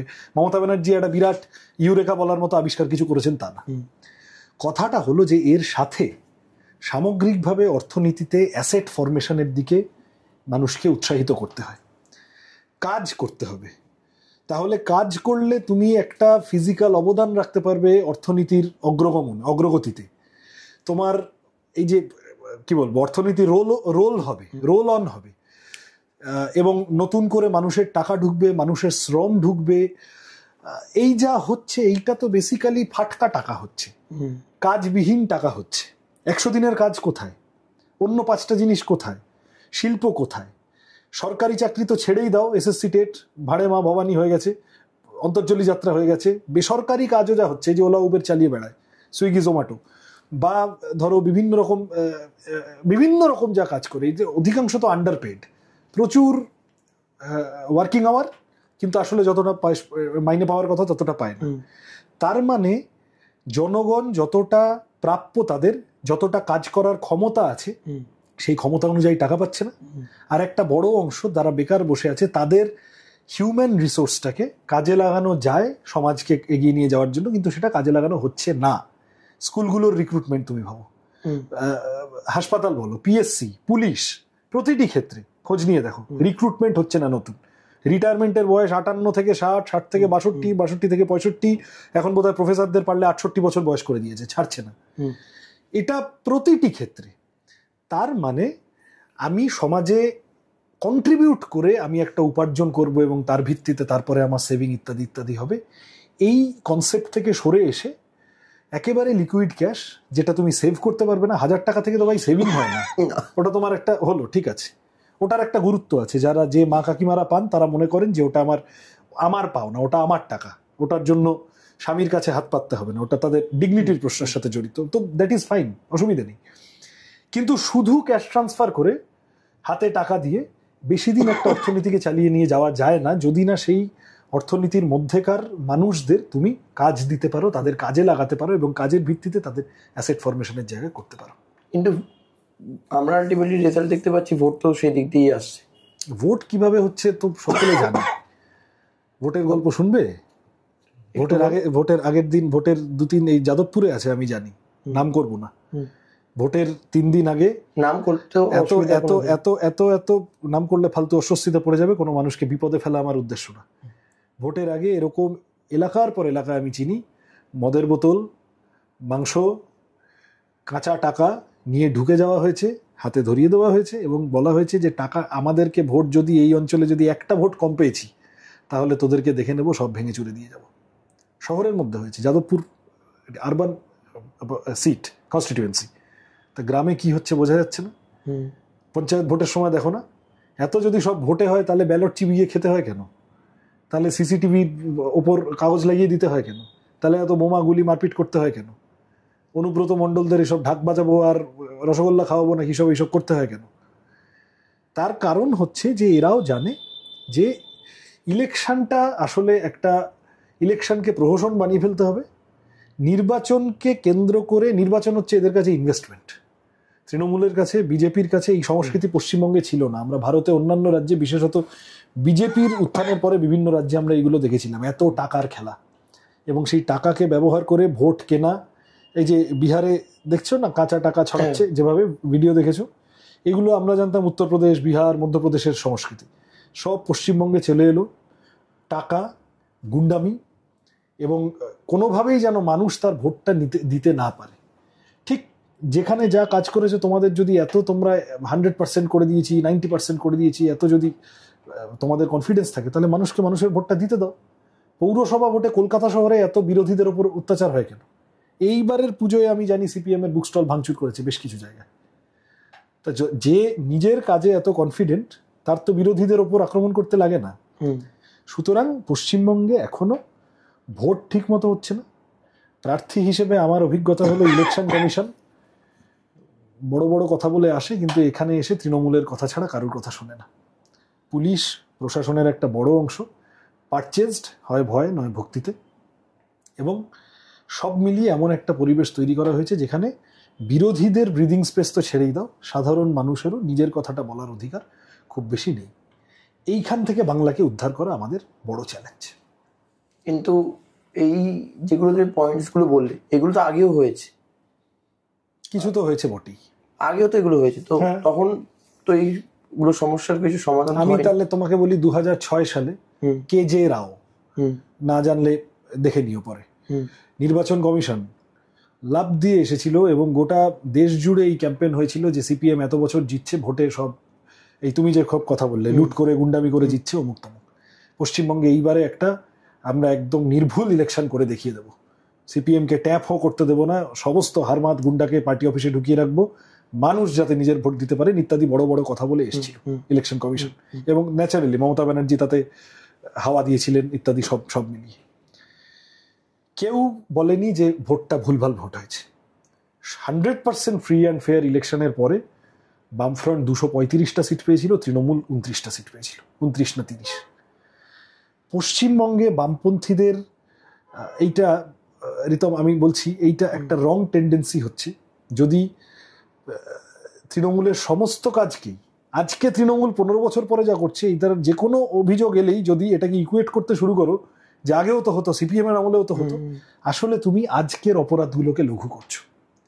সিপিএম এর আমলে মোটেই কোনোদিন এই ধরনের লুটতরাজ হতো না ভোটকে কেন্দ্র করে, সিপিএম আমলে এই ধরনের দুর্নীতি হতো না, সিপিএম আমলে এই ধরনের নেতা মন্ত্রীরা জেলে যাচ্ছেন দেখতে হয়নি বাংলার মানুষকে, সিপিএম আমলে মুখ্যমন্ত্রী দাঁড়িয়ে থেকে এই ধরনের মানে খারাপ কথা ব্যবহার করছেন, এই ধরনের অসৎ তথ্য দিচ্ছেন দেখতে হয়নি কোনোদিন বাংলার মানুষকে। সিপিএম আমলে এমন অনেক কিছু হয়নি যা তৃণমূল আমলে হয়েছে, বাংলার মাথা লজ্জায় হেঁট হয়ে গিয়েছে। বামফ্রন্টের আমলে এই বিজেপির এই উত্থান ছিল না, এই পরিমাণ দাঙ্গাবাজি ছিল না, এই পরিমাণ হিন্দু মুসলমান ঝগড়ার উপরে দাঁড়িয়ে বাংলার মানুষকে ভাগ করে দেওয়ার চেষ্টা ছিল না। বামফ্রন্টের আমলে ঠিক আমরাও তো অনেক ক্ষেত্রে আমরা বলেছি এবং আমাদের নেতারা বলেছেন যে কিছু কিছু সময় কিছু কিছু এলাকার ভোট দেখে মনে হয়েছে যে বিরোধীরা যথেষ্ট জায়গা পায়নি, সত্যিই তো হয়েছে। তো সিপিএম বলে সেগুলোকে বলতে পেরেছে, সিপিএম বলে সেগুলোকে অ্যাড্রেস করেছে, সেই নেতাদের সেন্সার করেছে, অমুক জায়গায় ভোট ঠিক মতো হয়নি, কেন হয়নি, আচ্ছা পরের বার এটা যেন না হয় দেখেছে। শওকত তুই তো বোম বাঁধিস বলে সেই শওকতকেই সম্পদ করে নিয়ে পরের ভোটে করিয়ে দেওয়া, বা আমি এই সব নারদায় ভিডিও বেরোনোর পরে সৌগত রায় আর মদন মিত্র সুব্রত মুখার্জিদের আগে জানলে এদেরকে প্রার্থী করতাম না বলে পরের দিন এদেরকেই মন্ত্রী করা, এমএলএ করা, এমপি করা। এই কারণে তৃণমূলের সাথে বামপন্থীদের সময়ের বা তার আগের ইভেন কংগ্রেসের সময়টারও বড় ফারাক হচ্ছে যে ইনস্টিটিউশনালাইজেশন অফ করাপশন। প্রশাসন, প্রতিষ্ঠান, সরকার, রাষ্ট্র, সিস্টেমের অংশ হয়ে গেছে করাপশন, সিস্টেমের অংশ হয়ে গেছে ক্রিমিনালাইজেশন অফ করাপশন। আমি আগেই তোমায় বললাম, আমি তো অস্বীকার করিনি, সিপিএম এর সময় ঠিকই তো 2-4টে বাজে লোক ঢুকে যায়নি এরকম তো বলি না আমরা কখনো কোথাও। ঠিকই কিছু জায়গায় কলেজ দেখে মনে হয়েছে যে এসএফআই এত ভোটে জিতছে, ছাত্র পরিষদের প্রার্থী কোথায়, কোনো জায়গায় দেখে মনে হয়েছে আরে ও এত ভোটে জিতে গেল, কি ব্যাপার বিরোধীদের। কিন্তু সেটা কতগুলো স্ট্রে জায়গা। আমি যদি তোমায় উল্টে বলি, এই সিপিএম এর আমলে মমতা ব্যানার্জি বছর বছর এমপি হয়েছে। তোমরা যেভাবে বলছো এত দর্দণ্ড প্রতাপ সিপিএম চাইলে একবার মমতা ব্যানার্জিকে ভোট লুট করে হারিয়ে দিতে পারতো না, কেন দেয়নি? মমতা ব্যানার্জি সব থেকে বড় উদাহরণ যে সিপিএম এর সময় গণতন্ত্র ছিল। বছরের পর বছর সোমেন মিত্ররা বা এই ধরনের কতগুলো পকেট, ওখানে কান্দিতে অতীশ সিনহা, বহরমপুরে অধীর চৌধুরী, কতগুলো পকেট ধরে ধরে ধরে ধরে থাকতো না, বিরোধীরা জিততেন না। মালদায় গনি খান চৌধুরী জেতেননি বামফ্রন্টের আমলে। তৃণমূল আমলে যারা বিরোধী তারা কোনো একটা এলাকা, তুমি কেবল আমাদের না, তুমি অন্য যে কোনো বিরোধীকে জিজ্ঞাসা করতে পারো, তৃণমূল সর্বগ্রাসী, সব খেতে হবে। তার কারণ তৃণমূলের একটা কাউন্সিলর একটা ওয়ার্ডও ছাড়বে না, তার কারণ ওরা এটা বোঝে যে ইলেকশনটা হচ্ছে ওদের কাছে ইনভেস্টমেন্ট। ইলেকশনে যদি আমি 1 কোটি টাকা খরচা করি, পরের 5 বছর আমার ওয়ার্ডের ইট বালি সিমেন্ট থেকে আমাকে 5 কোটি টাকা তুলে নিতে হবে। সে তো যে কোনো পার্টি করে না, করে না, করে না। I am very sorry to say. এই যাদবপুরে বসে আছো ভোলা বোস, কুলেন্দু সোম, প্রশান্ত সূর্যের নামে কোনোদিন এই অভিযোগ আসেনি? কেন বলছো? তৃণমূল কংগ্রেসের নেতাদের নামে, এইসব কাউন্সিলরদের নামে, এমএলএদের নামে যা সব অভিযোগ এসেছে, যে কোনো পার্টি করে না। এরা ধরা পড়েছে? আর একদমই না, এরা ধরা পড়েছে, ওরা ধরা পড়েনি। কেন ধরা পড়েনি? নাকে দড়ি দিয়ে ঘোরাবেন বলে এসেছিলেন তো, 14 বছর ক্ষমতায় আছেন, তাহলে তো তৃণমূল কংগ্রেসের কর্মীদের গিয়ে সিপিএম এর 14 বছর সরকার চালানোর পরেও সিপিএম এর চোরেরা ধরা পড়লো না কেন? মমতা ব্যানার্জি জবাব দাও। এই বলে এখন তৃণমূল কর্মীদের নবান্নের সামনে গিয়ে মিছিল করা উচিত। ধরা পড়েনি কারণ ধরতে পারেননি, তার কারণ বামপন্থী নেতারা এই ধরনের কোনো অপরাধ করেননি। বামফ্রন্টের কোনো পার্থ চ্যাটার্জি ছিল না। 34 বছর সরকার চালানোর পরে সিপিএম এর একটা এমএলএ পাঁচিল টপকাতে গিয়ে নর্দমায় পড়ে যাচ্ছে সিবিআই ইডির হাতে, তুমি দেখাতে পারবে না আমাকে। সুতরাং সবাই করে, এই কথাটার সাথে আমার তীব্র আপত্তি রইল। আমি যেটা বলার চেষ্টা করছি তোমাকে, এটা মেনে নিয়েই যে সিপিএম এর সাথেও 3-4টে বাজে লোক বিভিন্ন সময় ঢুকে গেছে, অভিযোগ এসছে, কিন্তু সিপিএম এর সময়ের সামাজিক বাঁধুনি, তার কোর যারা সরকার চালাচ্ছেন, যারা ব্যবস্থা চালাচ্ছেন, তারা দুর্নীতিগ্রস্ত ছিলেন না। তারা এতটাই সৎ ছিলেন, অন্য যে বিভিন্ন পার্টি, অন্য যে কোনো জায়গা, অন্যান্য রাজ্যে বা এই রাজ্যেরও অন্যান্য দলের সাথে কম্পেয়ার করলে মানে অবাক লাগবে, বিস্ময় হবে। আমাদের মুখ্যমন্ত্রী মানিক সরকার ত্রিপুরায় দেশের দরিদ্রতম মুখ্যমন্ত্রী ছিলেন। আমাদের বুদ্ধদেব ভট্টাচার্য একটা ওই ঘরে সারা জীবন কাটিয়েছেন। জ্যোতি বসু কোথা থেকে এসেছিলেন, কি করতে পারতেন জীবনে, হিন্দুস্তান পার্কে পরে ইন্দিরা ভবনে একটা একদম সাধারণ মানুষের জীবন কাটিয়ে গেলেন। নবনীতা দেব সেনের লেখা পড়বে, সিপিএম এর লোক নন, যে মুখ্যমন্ত্রীর পাড়াতেও লোডশেডিং হতো। মুখ্যমন্ত্রী সবার সাথে যখন হতো, যে সময়টা একটা বিদ্যুতের পরে, তো সেটা জ্যোতি বসুর সময় সেটা ঠিকও হয়ে গেল। একটা ফেজ গেছিল বামফ্রন্টের সময় যখন বেশ লোডশেডিং হচ্ছে, তো মুখ্যমন্ত্রী বলে নিজের জন্য আলাদা করে ছাড় ছিল না। তুমি যাও দেখি ভাইপোর বাড়ির রাস্তাটায়, ভাইপোর বাড়িতে সহজে ঢোকার চেষ্টা করে দেখি, এখনকার মুখ্যমন্ত্রী ঢোকার চেষ্টা করে দেখি। আমাদের মুখ্যমন্ত্রী জ্যোতি বসু পাড়ার লোডশেডিং হলে তিনি বারান্দায় এসে বসে হাওয়া খেতেন হাত পাখা দিয়ে। সুতরাং বামফ্রন্টের আমলে আর তৃণমূলের আমলকে ইকুয়েট করা, আরো খারাপ হচ্ছে বিজেপি, আরো দুর্নীতিগ্রস্ত বিজেপি। এই জয় শাহদের দেখে বোঝা যায়। কিন্তু বিজেপি তো আমাদের ডিফেন্সকে স্ট্রং করেছে। কিভাবে স্ট্রং করেছে? কাশ্মীরে 370 তুলে দেবো, সন্ত্রাসবাদ বন্ধ হয়ে যাবে। পেহেলগাঁওতে কি হলো? অমরনাথে কি হয়েছিল? অপারেশন সিন্দুর তো হলো। অপারেশন সিন্দুর হলো,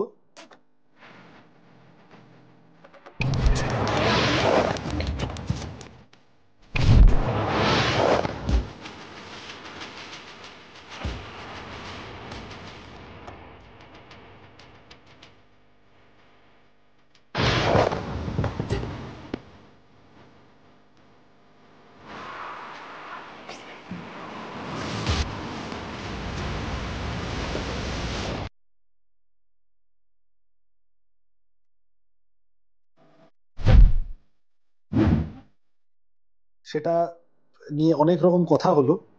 তারপর বেশ কিছুদিন পরে এমনভাবে এদেরকে মেরে ফেলেছি বলে সামনে দেখা গেল কোনো ইন্টারন্যাশনাল মিডিয়াতে এখনো অবধি এটা রেকগনাইজ নয় যে ওই যে জঙ্গিদের মেরেছি বলে যা বলছে তারা ওরাই ক্লিপস দেখেছি। ফুটেজ ক্লিপস কোথায় দেখেছো? পশ্চিমবঙ্গের মিডিয়া সেদিন রাত্রে, পশ্চিমবঙ্গ কেন ইন্ডিয়ান মিডিয়া সেদিন রাত্রে মোটামুটি করাচি, ইসলামাবাদ সব ধ্বংস করিয়ে দিয়েছিল।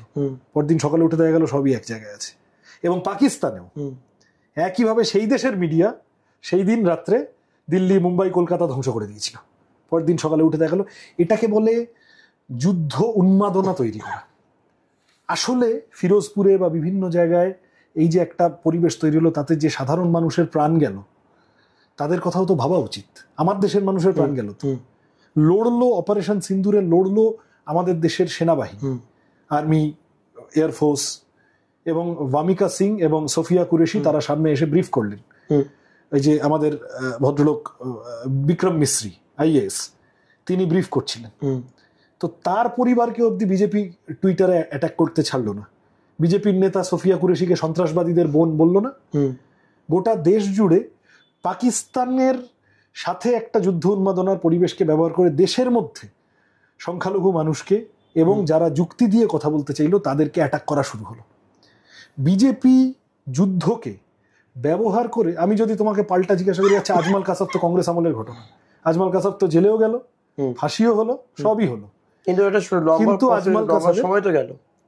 আচ্ছা সেই সময়টা আইনের কাছে দেওয়ার কোনো জায়গা নেই, তাহলে আইন কানুন রেখে লাভ কি? আর যদি এনকাউন্টার, যদি যুদ্ধের মধ্যে করতে হয়, আগে তো আমরা সমস্যা পেলে কংগ্রেসের আমরা আমেরিকা যেতাম, এখন তো আমেরিকার কাছে যেতে হয়। এখন কার কাছে যেতে হচ্ছে? 1 নম্বর শোনো, তাজ হোটেলে অ্যাটাকের পরে সেই দিনের স্বরাষ্ট্রমন্ত্রী কংগ্রেস সরকারের, তিনি পদত্যাগ করেছিলেন। ইনি পদত্যাগ করলেন না, কেউ দায় নিল না। পেহেলগাঁওতে 26টা লোককে এসে মেরে গেল জঙ্গিরা, কে কোত্থেকে এলো, তারা কিভাবে এলো, পুলওয়ামাতে যা হয়েছিল কেউ দায় নেয়নি। আমাদের কি বালাকোট হলো তো, আরে প্রথম ঘটনাটা ঘটলো কি করে, তারপরে কি হলো সেই নিয়ে ভিকি কৌশল সিনেমা বানাবে, তুমি আনন্দ করবে, নাচবে এক জিনিস, কিন্তু প্রথম ঘটনাটা কি করে হলো? তার মানে আমাদের প্রতিরক্ষা ব্যবস্থায় আমাদের বর্ডারগুলো সিল, আমাদের সেনা জওয়ানদের নিরাপত্তা। সত্যপাল মালিক কাশ্মীরের সেই সময় রাজ্যপাল ছিলেন, তো সিপিএম এর লোক নন, তিনি এই কয়েকদিন আগে মারা গেলেন। তিনি পরে বলেননি যে আমাকে বলা হয়েছিল, একদম পিএমও থেকে বলা হয়েছিল যে যা হচ্ছে হতে দাও, চুপচাপ থাকো। এই যে পেহেলগাঁওতে হলো, বেসিক প্রশ্নটা তো এটা যে তুমি এমনভাবে বাজার করেছো চারপাশে, ভোট চেয়েছো তুমি পাড়ায় পাড়ায়, রাজ্যে রাজ্যে গিয়ে এই বলে যে আমি কাশ্মীরে আতঙ্কবাদ খতম করে দিয়েছি, আমায় ভোট দাও। তারপরে পেহেলগাঁও হলো কেন, এটা প্রথম প্রশ্ন। আচ্ছা হলো যখন, কেউ দায় নিয়ে পদত্যাগ করলো না, কেউ একটা সরকার একবারও অ্যাকাউন্টেবিলিটি কোনো তৈরি করলো না, কেন হলো সেটা? কেন হলো? 3 নম্বর হচ্ছে, দেশের মধ্যে যারা এই প্রশ্ন করছে, আমরা প্রত্যেকটি পলিটিক্যাল পার্টি ইনক্লুডিং সিপিআইএম সন্ত্রাসবাদ মোকাবিলায় সরকারের পাশে সর্বতভাবে আছি। আমরা এই অল পার্টি মিটিং গিয়ে আমরা এই স্টেটমেন্ট করে এসেছি এবং আমরা সর্বত্র তাই করেছি। সিপিআইএম এর এমপিরা অন্যান্য দলের এমপিদের সাথে বিদেশে গিয়ে টেররিজমকে কমব্যাট করার জন্য ইন্ডিয়া কি করবে সেগুলো থেকেছেন, সিপিআইএম বলে না, সব দল থেকেছেন। পয়েন্টটা হচ্ছে, রিতম এটা শুনে নাও, সেটা হচ্ছে যে এই যে বিজেপির গভর্নমেন্ট, এরা এটাকে ব্যবহার করে দেশের মধ্যে মুসলমানদের উপর আক্রমণ করো, দেশের মধ্যে রেশনাল যারা যুক্তিবাদী, যারা ধর্মনিরপেক্ষ, তাদেরকে আক্রমণ করো। এতে করে কি দেশের ইউনিটি খুব জোরদার হয়, শক্তিশালী হয়? শক্তিশালী হয় না। তাহলে আরএসএস, বিজেপির যে সরকারটি দিল্লিতে চলছে, তাদের যুদ্ধ, তাদের বিদেশ নীতির ফেইলিওর, এই ঘটনার পরে গোটা পৃথিবী জুড়ে ঘুরে গেল। কটা দেশ বলো তো আমাকে এইভাবে ফার্মলি বলেছে, স্টেটমেন্ট দিয়ে, যে ইন্ডিয়া পাকিস্তানের মধ্যে আমরা ইন্ডিয়ার পক্ষে? তুমি বলছো আগে আমরা আমেরিকার কাছে যেতাম, আমেরিকার প্রেসিডেন্ট 14 বার বলছে যে আমি বকা দিয়ে যুদ্ধ থামিয়েছি। নরেন্দ্র মোদী একবারও কোনো পাল্টা কথা বলেছেন? কোথাও থেকে কেউ বলছে ইন্ডিয়ান গভর্নমেন্টের, আমার দেশের, আমাদের লজ্জা লাগছে, আমেরিকার প্রেসিডেন্ট ডোনাল্ড ট্রাম্প বলে দিচ্ছে আমি ওদেরকে বলেছি তোমার সাথে ব্যবসা করবো না, তোমার সাথে ব্যবসা করবো না, তাই ওরা ভয়ে যুদ্ধ থামিয়ে দিয়েছে। একবার ইন্ডিয়ান, এর আগে আমরা ইন্দিরা গান্ধীকে দেখিনি। 1000টা ফারাক থাকতে পারে, কিন্তু আমেরিকার প্রেসিডেন্টের চোখে চোখ রেখে বলছে যে ইন্ডিয়ার ব্যাপারটা ইন্ডিয়াই বুঝে নেবে। কেন নরেন্দ্র মোদী বলতে পারলো না? কিসের ভয়? এবং এখন ট্রাম্প ট্যারিফ চাপাচ্ছে, H1B ভিসা তার টাকা বাড়িয়ে দিয়েছে। ইন্ডিয়ান গভর্নমেন্টের পক্ষ থেকে, বিজেপির থেকে, ইন্ডিয়ায় প্রচুর মানুষ আছে যারা এগুলো নিয়ে কথা বলছে। বিজেপি সরকারের থেকে সিরিয়াস কড়া কোনো প্রত্যুত্তর তুমি দেখতে পাচ্ছ? আমাদেরকে চীনের ভাইরাস, রাশিয়ার দালাল এইসব বলে এখন গিয়ে চীন আর রাশিয়ার প্রেসিডেন্টের সাথে গিয়ে ছবি তুলতে হচ্ছে, কারণ আমেরিকার কাছে হুড়কো খেয়েছে। তার মানে আমরা যখন এই কথাটা বলি যে নিজের বিদেশ নীতিকে আমেরিকার হাতে বেচে দিয়েছ, তাতে করে লাভ হয়নি। ট্রাম্প তো পাকিস্তানের ওই যে আসিম মুনিরের সাথে ঠিকই ট্রাম্প দেখা করে চলছে, খোঁজ গল্প করে চলেছে, ডিনার করে চলেছে। তুমি পাকিস্তানকে আইসোলেট করতে পারোনি, তুমি সন্ত্রাসবাদকে ভেঙে দেবে বলেছিলে কাশ্মীরে, সেটা তুমি পারোনি। তুমি বর্ডার তার নিরাপত্তা, সিভিলিয়ানদের নিরাপত্তা বা সেনা জওয়ানদের নিরাপত্তা তুমি এনশিওর করতে পারোনি। অথচ তুমি এই সমস্তটাই করেছি বলে দেশের মধ্যে এসে একটা যুদ্ধ উন্মাদনা এবং আসলে একটা হিন্দু মুসলমান ঝগড়া লাগানোর চেষ্টা করে দেশের মধ্যে অস্থিরতা তৈরি করার চেষ্টা করেছো। এটা সরকারের কাজ না। কিন্তু হিন্দু মুসলিম নিয়ে ঝামেলা তো এও করছে, রুলিং পার্টিও তো করছে আমাদের এখানে। হ্যাঁ করছে তো, দুজনের সুবিধা। বিজেপি হিন্দু হিন্দু করবে, তৃণমূল মুসলমান মুসলমান করবে, দুজনেরই লাভ।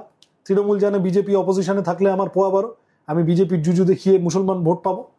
আর বিজেপি জানে যে আচ্ছা আমার এখানে পশ্চিমবঙ্গে ক্ষমতায় আসার দরকার নেই, তৃণমূলই থাকুক, সিপিএমটা যেন না ওঠে, কংগ্রেসটা যেন না ওঠে, আমি একটু বেশি হিন্দু হিন্দু করি, আমি একটু বেশি মন্দির মসজিদ করি, তাহলে তৃণমূলও মোটামুটি নিশ্চিন্ত হয়ে গেল, তৃণমূলও ক্ষমতায় থাকবে আর আমি সেকেন্ড হব।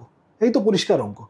বিজেপি চায় না পশ্চিমবঙ্গে তৃণমূলকে হারাতে, কারণ বিজেপির পরিষ্কার মাথায় আছে তৃণমূল তাদের এই সংখ্যা নিয়ে দিল্লির রাজনীতিতে, ন্যাশনাল পলিটিক্সে কংগ্রেসকে বা লেফটকে, যারা বিজেপির আসল শত্রু, আদর্শগত শত্রু, তাদেরকে চাপে রাখার জন্য তৃণমূলের মতো একটা ভোলাটাইল ফোর্সকে দিল্লির রাজনীতিতে বিজেপির দরকার। এই যে দেখো না, বিভিন্ন সময় পার্লামেন্টে বিভিন্ন বিষয়ে বিরোধী দলগুলো একজোট হয়ে লড়াই করে, তৃণমূল দেখবে ভোট না দিয়ে ওয়াকআউট করে চলে আসে, বিরুদ্ধে ভোট দেয় না বিজেপি। একটা ওয়াকআউট করলাম মানে একটা প্রতিবাদ ভাব রইলো, কিন্তু আবার বিজেপির বিরুদ্ধে ভোটও দেওয়ার দরকার পড়লো না। তৃণমূল একটা আলাদা নিজেদের মতো করে একটা তালগোল পাকানোর চেষ্টা করে। তার মানে হচ্ছে বিরোধীরা যাতে ঐক্যবদ্ধ না হতে পারে, বিরোধীদের মধ্যে একটা বিভীষণ ছেড়ে রাখো, সেটা হলো তৃণমূল। এবার বিভীষণ হিসেবে তৃণমূল এফেক্টিভ হবে তখনই যখন তৃণমূলের যথেষ্ট শক্তি আছে। বিজেপি চায় না পশ্চিমবঙ্গে তৃণমূলের শক্তি কমাতে। দাদা এবার আমার একটা তোমার টপিক আছে রিসেন্টলি, মানে অনেকদিন ধরে আমাদের চলছে, আরজি করে যেটা হলো, সবাই আমরা দেখলাম ওইটা নিয়ে আমরা সবাই আতঙ্কে আমরা ছিলাম যে যখন আমরা জানতে পারলাম যে নিউজটা, যে তারপর সবাই নিজের পলিটিক্যাল পার্টি বাঁচাচ্ছে। এটা নিয়ে তোমার কি বক্তব্য? এখনো কিন্তু কিছু 1 থেকে 1.5 বছর হয়ে গেল, এখনো কিন্তু আমরা কিছু দেখতে পাইনি কে আসল ক্রিমিনাল। ওই প্রিন্সিপালকে কি করে দেখবে? এই যে আগের আলোচনাটা আমরা করছিলাম যে তৃণমূল থাকলে বিজেপির লাভ, বিজেপি থাকলে তৃণমূলের লাভ। তার একটা বড় উদাহরণ হচ্ছে আরজি কর। যেই তৃণমূল বিপদে পড়ল, এত লক্ষ লক্ষ মানুষ রাস্তায় নামলেন, আন্দোলনকারীরা পরিষ্কার বিজেপিকে বলে দিল যে আমরা এখানে তোমাদের রাজনৈতিক রং চাই না। জুনিয়র ডাক্তাররা বলেছিল, আরো বিভিন্ন জায়গায় বিজেপির নেতাদের তাল ছিল প্রথম দিন থেকে গিয়ে মাঝখানে ঢুকে পড়ে ফটো তোলা। মনে আছে সেই ছাত্র সমাজ বলে অভিযান ডেকে দিল। এইসব বিজেপির তাল ছিল যে আন্দোলনটাকে দখল করব, কিন্তু সেটা হয়নি। সাধারণ মানুষ একদম স্টেডফাস্ট একসাথে দাঁড়িয়ে থেকে বললেন যে এটা জনগণের আন্দোলন। লক্ষ লক্ষ মানুষ রাস্তায় নেমে, রাত দখল হয়েছে। আমরা এখানে বিজেপি যারা নিজেরা বিলকিস বানো থেকে শুরু করে এই মহিলা কুস্তিগিরদের ওপর আক্রমণ থেকে শুরু করে বিজেপি শাসিত রাজ্যগুলোতে কি পরিমাণ মহিলাদের ওপর অত্যাচারের ঘটনা আছে, তো সুতরাং আমরা বিজেপিকে চাই না। বিজেপি বিপদে পড়লো, তারা ভেবেছিল আমরা ঢুকে এটা ক্যাপচার করব, পারেনি। তৃণমূলও খানিকটা প্রমাদ গণল যে বিজেপি ছাড়া একটা তৃতীয় পরিসর বাংলার রাজনীতিতে তৈরি হচ্ছে। মানুষ নিজের মতো করে বিজেপিকে বাদ দিয়েই তৃণমূলকে অপোজ করতে শুরু করেছে। এইটা যেই হতে শুরু করলো, তৃণমূল বিজেপি নিজেদের মধ্যে কথা বলে নিল যে বিজেপি বুঝলো যে এখান থেকে আমার খুব লাভ করার নেই, আর কেউ যেন এখান থেকে হচ্ছে যে কোনো দিকে আন্দোলনটাকে নিয়ে না যেতে পারে। আর তৃণমূল দেখলো যে আচ্ছা বিজেপি থাকলে আমি এটাকে বাংলা বিরোধী, সংখ্যালঘু বিরোধী, এইসব অনেক রকম লেবেল করতে পারি। বিজেপি না থাকলে তো এই লেবেলিংগুলো করতে পারবো না, আমি কেস খেয়ে যাবে তৃণমূল। তখন দুই পক্ষ মিলে কথা বলে এটা ঠিক করলো যে তাহলে এই কেসটা চেপে দেওয়া যাক। সিবিআই তদন্তের কথা হলো, তার আগে এইসব প্রমাণ লোপাট ফোপাট হয়ে গেছে, হাসপাতালের ভিতরে ঢুকে ভাঙচুর হয়ে গেছে, গন্ডগোল হয়ে গেছে। ওই যে পিডাব্লিউডিকে সন্দীপ ঘোষ চিঠি লিখে তাড়াতাড়ি ওই ঘরগুলো ভাঙানো, এইসব হয়ে গেছে। আরএসএস এর প্রধান মোহন ভাগবত কলকাতায় এসে বলে গেলেন রাজ্য সরকার যা করবে আমরা তার সাথে থাকব। সিবিআই সুপ্রিম কোর্টে এমন কিছু জিনিস দিল যা দেখে টালা থানার ওসি সম্পর্কে সুপ্রিম কোর্টের বিচারপতি বললেন যে আমি আমার 30 বছরের বিচারকের জীবনে কোনোদিন এই পরিমাণ পুলিশের এইরকম খারাপ ভূমিকা দেখিনি। পুলিশ ক্রিমিনালদেরকে গার্ড করেছে, ধর্ষণ খুনের ঘটনা গার্ড করেছে, দেখিনি। একজন মহিলা অফিসার গিয়ে বলছেন ভিক্টিমের বাড়িতে যে 10 লাখ টাকা, এগুলো তো হয়েছেই প্রথম দিন থেকে, আত্মহত্যা বলে চালানোর চেষ্টা, ভিক্টিমের বাড়িতে গিয়ে টাকা দেওয়া। আমার প্রশ্নটা হচ্ছে তারপরেও ওই সন্দীপ ঘোষ এবং টালা থানার ওসি জামিন পেয়ে গেলেন, সিবিআই সাপ্লিমেন্টারি চার্জশিট দিতে পারলো না। হোয়াট ডাজ ইট মিন?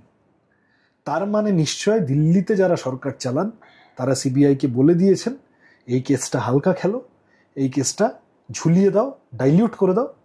দিনের পর দিন শিয়ালদায় যখন মামলা হচ্ছে সিবিআই এর উকিল ঠিক সময় আসে না, তুমি খোঁজ নিয়ে দেখো।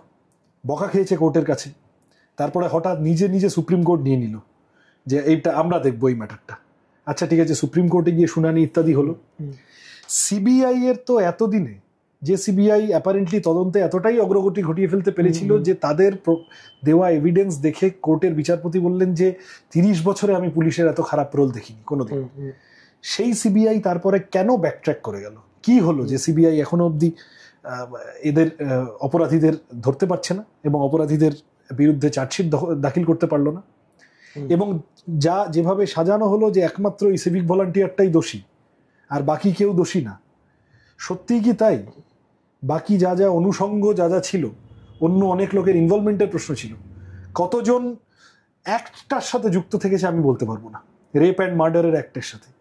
কিন্তু ইট ওয়াজ আ প্ল্যানফুল ইনসিডেন্ট। যেভাবে পরের দিন সকালে বিভিন্ন রাজ্যের বিভিন্ন জায়গা থেকে একটা নির্দিষ্ট লবির ডাক্তাররা চলে এলো, এই তৃণমূলের ডাক্তার, তাদের ভূমিকা, বিভিন্ন দুর্নীতির অভিযোগ উঠলো, স্বাস্থ্য ব্যবস্থার বিভিন্ন গন্ডগোলের অভিযোগ উঠলো।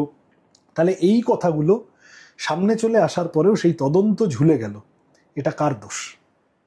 একদম পরিষ্কার তোমায় আমি বলছি যে বিজেপির দিল্লির সরকার, স্বরাষ্ট্র মন্ত্রক, কেন্দ্রীয় সরকার, তারা তৃণমূলকে বাঁচানোর জন্য যেভাবে সারদা, নারদা, রোজভ্যালি ইত্যাদিতে বাঁচিয়ে দিয়েছে, চিটফান্ডে এই চাকরি চুরির ঘটনা যেভাবে বাঁচিয়ে দিয়েছে, কবে এই সৌগত রায়রা যারা নারদায় ঘুষ খেয়েছিল, এ তো এমপি পদ বাতিল হয়ে যাওয়ার কথা। লোকসভার এথিক্স কমিটির চেয়ারম্যান লালকৃষ্ণ আদবানি আজ অব্দি সৌগত রায়দের নারদার ভিডিওর আলোচনাই হলো না। বছর বছর এমপি হচ্ছে আর উল্টোপাল্টা বকছে। কবে এই চাকরি চোরদের সব জেলে চলে যাওয়ার কথা? কালীঘাটের কাকু অব্দি পৌঁছাতে পারলো, কালীঘাটের ভাইপো অব্দি ডিসিবিআই গেল। এই প্রত্যেকবার ভোট আসে একটা করে কুমির ছানা দেখানোর মতো, আজকে জীবন কৃষ্ণ, কালকে সুদীপ ব্যানার্জি, পরশু তাপস পাল, কি তারপরের দিন কুণাল ঘোষ, এরকম একটা করে তো গত 15 বছর আমরা দেখেছি। কিন্তু আদতে এই একটি কেসও কি? এই পার্থ চ্যাটার্জির এখন জামিন হয়ে যাবে, অনুব্রতর জামিন হয়ে গেছে, জ্যোতিপ্রিয় মল্লিকের জামিন হয়ে গেছে, এই কুন্তল, শান্তনু, হৈমন্তী, এইসব এগুলো জামিন হয়ে যাচ্ছে। তার মানে আসলে ইডি, সিবিআই পশ্চিমবঙ্গে এই দুর্নীতিগুলোকে ঠিকমতো তদন্ত করে শাস্তি দেওয়ার ক্ষেত্রে তারা শ্লথ হয়ে যাচ্ছে, তারা ঢিলেমি দেখাচ্ছে। এই ঢিলেমিটা পলিটিক্যাল, এবং এই ঢিলেমিরই অংশ হচ্ছে আরজি করো যেভাবে ঝুলিয়ে দেওয়া হলো তদন্তটা। আচ্ছা আচ্ছা দাদা, আমি একটা জিনিস দেখেছি, এটা অফ দ্য টপিক, জানি না হচ্ছে কিনা, বাট সিপিএম এর মিছিলে আমরা প্রচুর লোক দেখতে পাই, ঠিক আছে? বলো বলো, অবশ্যই, ঠিকই তো। ভোটের বেলায় আমরা সেটা মনে হয় যে সিপিএম আসবে, কিন্তু ভোটের বেলায় ওটা হয় না। এটা কি মানে কোনোভাবে কি মানুষ আর ভরসা পাচ্ছে না ওটার জন্য? আমি দেখো অনেকে তো মিছিলে যাচ্ছে, মিছিলে দেখো, মিছিলে কত লোক যায়, একটা ব্রিগেড মাঠ ভরে যায় 5-10 লাখ লোক হলে, এখনো বামফ্রন্টকে 50 লাখ লোক ভোট দেয়, তো আমরা রেজাল্ট দেখতে পাচ্ছি। সেটাই আমি বলছি, ওটা একটা জায়গা ঠিকই, কিন্তু কেবলমাত্র যারা মিছিলে আসেন তারা অবশ্যই ভোট দেন, সেটা পয়েন্ট না। পয়েন্টটা হচ্ছে যে আমাকে অনেকে এটা জিজ্ঞাসা করেন যে তোমরা ভোট পাচ্ছ না। আমি তাদেরকে বলি যে দেখুন, খুব সহজ কথা, দুটো জিনিস ঢুকে গেছে। আমাদের সাংগঠনিক দুর্বলতা আছে, নিয়ে কোনো সন্দেহ নেই, আমরা সেটা রিকভার করার চেষ্টা করছি, কিছুটা তো পারছিও। এই যে ধরো আমাদের পার্টিটাকে তোমরা বলতে বৃদ্ধতন্ত্র, বয়স্ক লোকেদের পার্টি, তাহলে এখন আমাদের পার্টির সাথে কত তরুণ প্রজন্ম এসছে। সুতরাং কিছু ভিজিবল চেঞ্জ লেফটের হচ্ছে, এটা দেখা যাচ্ছে, বোঝা যাচ্ছে। কিন্তু দুটো ফ্যাক্টর পশ্চিমবঙ্গের রাজনীতিতে ঢুকে গেছে, রাজনীতির চরিত্র পাল্টে গেছে।